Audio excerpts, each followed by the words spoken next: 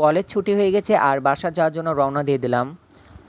বাসায় যেতে অনেক বেশি ভালো লাগে। সারাদিন এত পড়াশোনার ব্যস্ততাতে আর কিছু ভালো লাগে না। আমার বাসাতে এমনিতেও অটো বা সিএনজিতে যাওয়া যায়, তবে আজকে ভাবলাম বাসে চড়ে যাব, কারণ বাসে চড়ে যেতে অনেক বেশি ভালো লাগে। বাসায় আসার সাথে সাথে দেখতেছি আব্বু সজনের ডাঁটা নামাচ্ছিল, আমি চেঞ্জ করে অমনি লেগে গেছিলাম সজনের ডাঁটা কুড়াতে। যেহেতু আজকে অনেক বেশি মেহমান আসবে আমাদের বাসায় বলেছিল, তো একা বাসায় কেউ থাকে না, আব্বু আর আম্মু। আমি না আসলে তো আম্মু এতগুলো কাজ করতে পারবে না, অনেকগুলো মেহমান এসেছিল রে ভাই। আসসালামু আলাইকুম, কী অবস্থা সবার? আশা করি সবাই ভালো আছেন। আলহামদুলিল্লাহ আমিও ভালো আছি।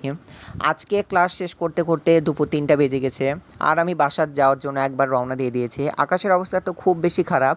প্রতিদিন মনে হয় যেন বৃষ্টি আসবে, কিন্তু বৃষ্টি অবশ্য আমাকে খুব বেশি ভালো লাগে। তীব্র গরমে একটু রিমঝিম বৃষ্টি আসলে মন্দ হয় না, কি বলেন? ওটা গরমে তো গাড়ি ঘোড়া চলতেছে, আর আজকে ভাবলাম অটোতে বা সিএনজিতে যাব না, আজকে গেটলক গাড়িতেই যাব বাসাতে। কারণ বাসে ট্রাভেল করতে আমাকে অনেক বেশি ভালো লাগে।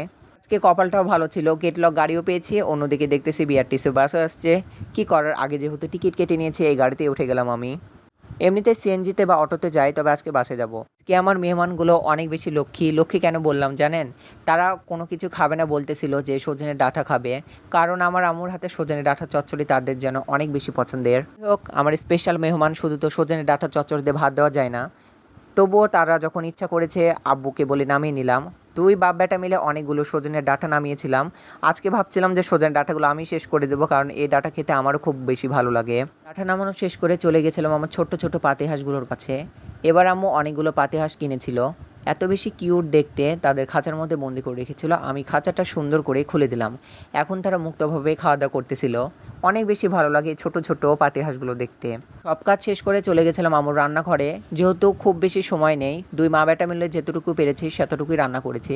এখানে আম্মু ডিম গোটা করে ভেজে নিয়েছিল আর রান্না করেছিল গরুর মাংস। আর আগে দেখতেছিলাম যে আম্মু হাঁসের মাংস সুন্দর করে কষাচ্ছিল। যে আমার আম্মুর লাস্ট রান্না ভাইরাল সেই সজনে ডাঁটা চচ্চড়ি, যেটা আমার মেহমানদের খুব বেশি পছন্দের। তারা তো সবাই চলে এসেছে, আমরা সবাই একসাথে সন্ধ্যাবেলাতে খাওয়া দাওয়া করছিলাম।